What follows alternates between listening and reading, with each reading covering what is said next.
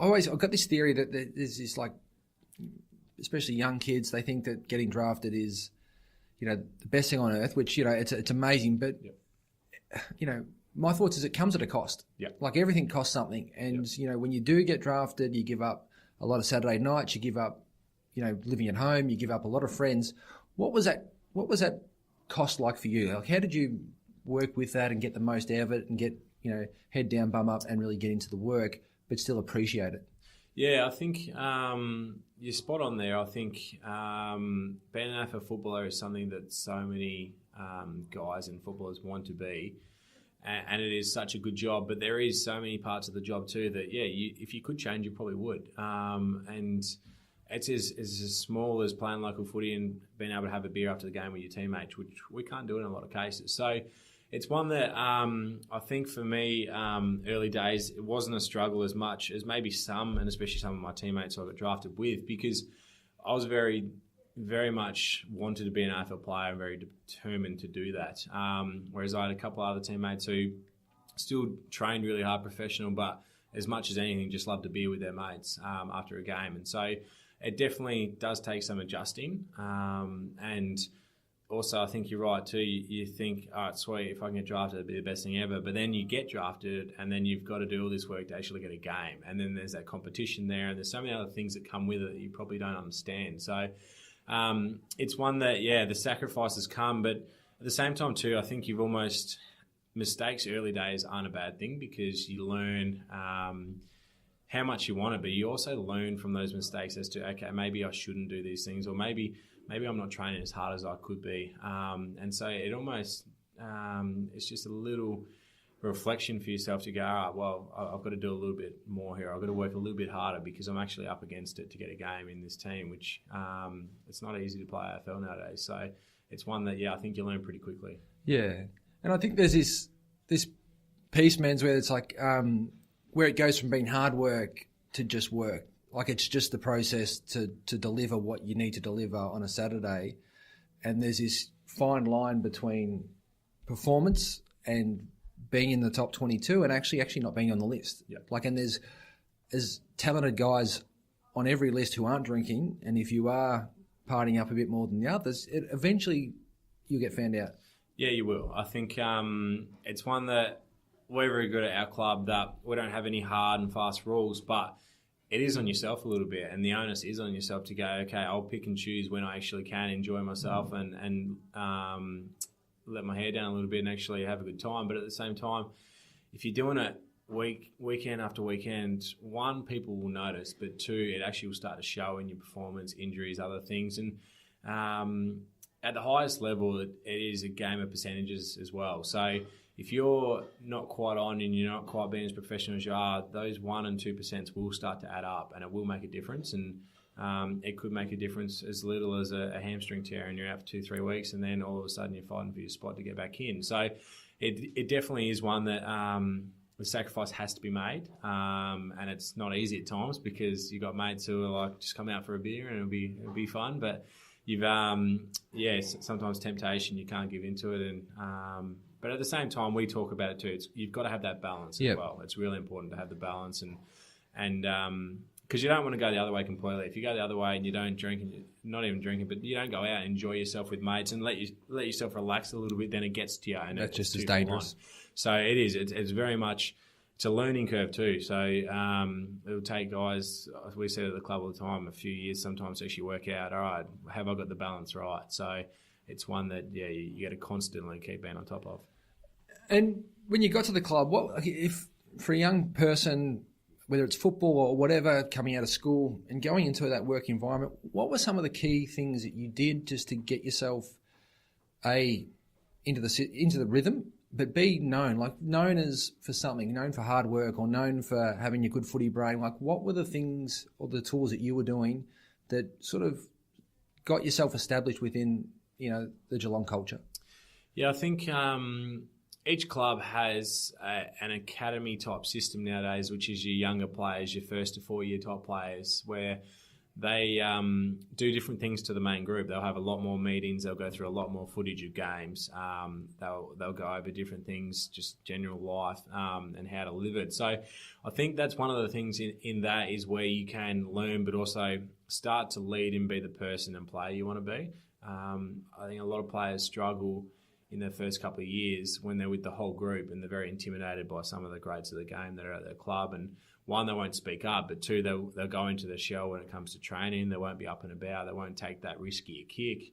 And so it's one that you almost, sometimes you can go through training and players won't even notice that you're training. So I think it's in that sort of system when you're in more of a comfortable environment with guys your own age, that's where you can start to learn and develop a little bit more and put yourself out there a bit more. And I think that's one of the best ways to learn, because if you put yourself out there and it doesn't work or you make a mistake, at least you'll learn from that. Whereas a lot of guys, if they're in their shell too much, you won't ever see their best potential or you won't ever see their best footy. So I think for mine, that was a big one that I tried to lead amongst the younger players, because I was one of the higher picks, even though that doesn't come into at the end of the day. But also, you know which other guys got potential, and you know which other guys, I guess, are introverted or extroverted, and I was probably one of the more extroverted players. So that's something that I tried to develop in my first couple of years, and I think I learned a lot out of it in that system. Yeah, okay.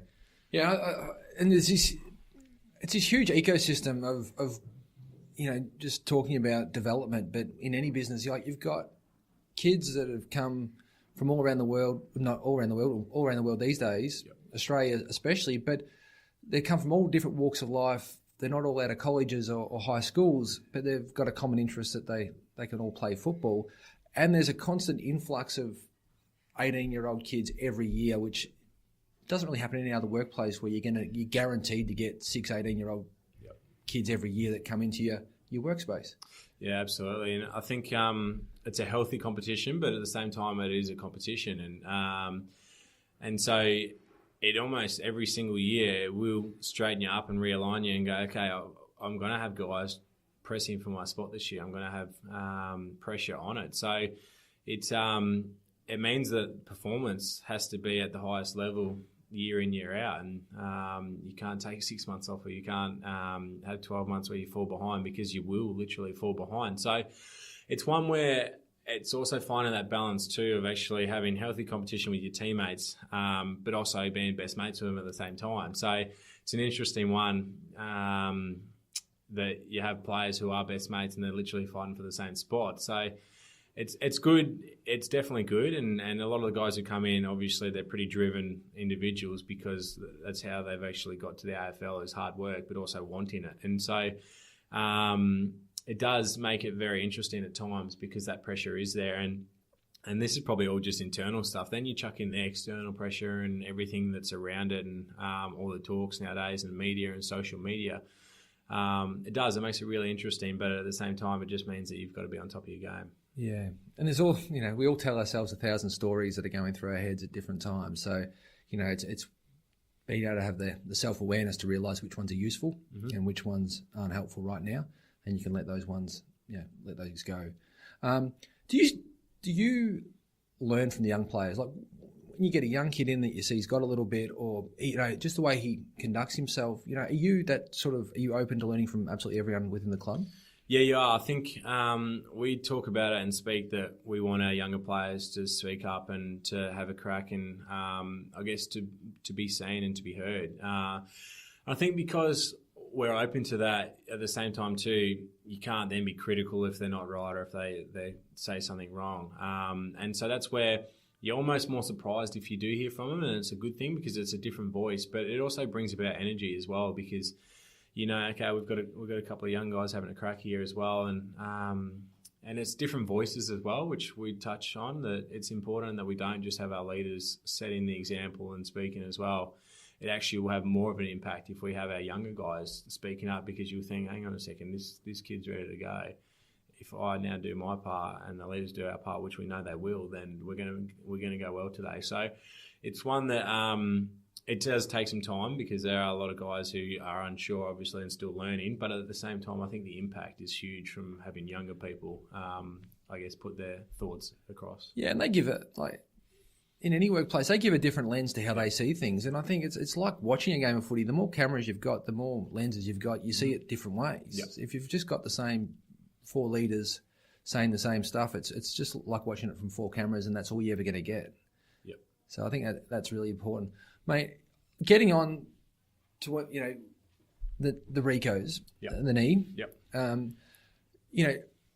I was reflecting on this before we caught up, and the first one, I think you had around 21, 22 games under your belt before you did the first knee. 21 games, yep. It's a sort of, you had enough time to establish yourself that you could play. So, they were going to keep you on the list definitely. Yep. But you were still really young that you had time to mend as well. What was that like, the first one? Like the first feeling when you realise that something's gone wrong with a knee? Yeah. What's the first thing that pops into your mind straight away, like that story that you tell yourself? Yeah.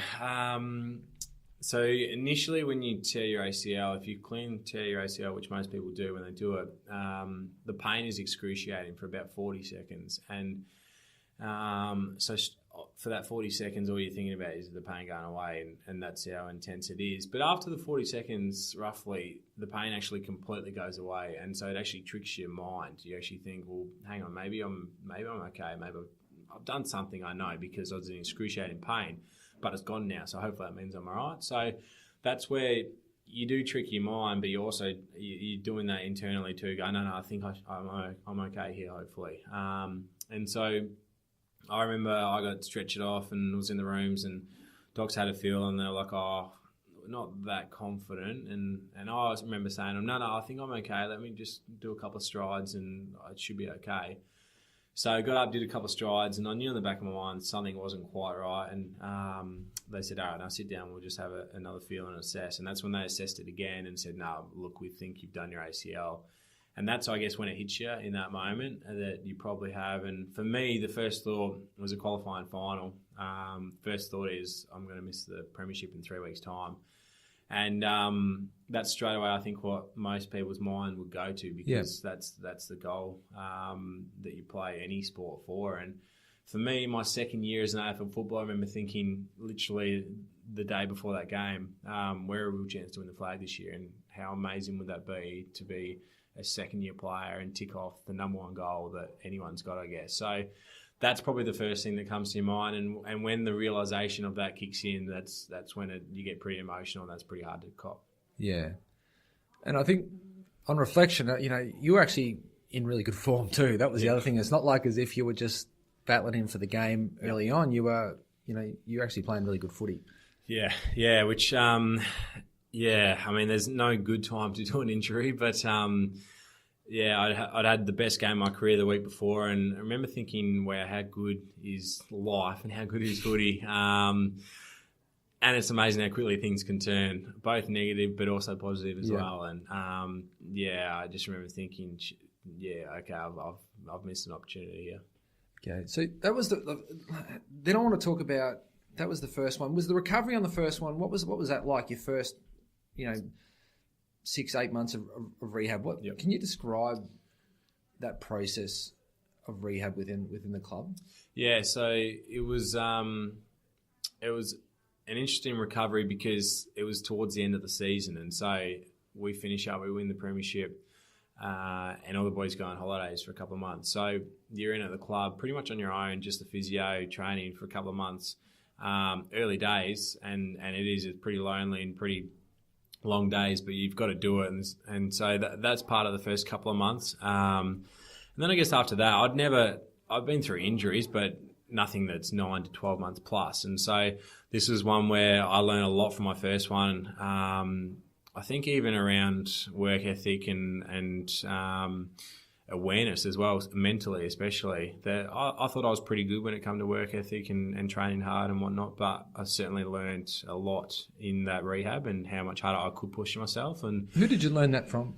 You have other guys in rehab that is definitely extremely helpful because you watch them and you train with them and they actually spur you on and push you. But I think at the same time too, the people around you, your physios, your strength coaches, your fitness staff, your coaches are pivotal in that role too. I think they know how much you can push yourself, and and the best ones know exactly how much to push you and how much to look after you at the same time. So I think the players around me certainly helped, but I think as much as anything, the people close to me who were rehabbing me, at actually understanding how much I could do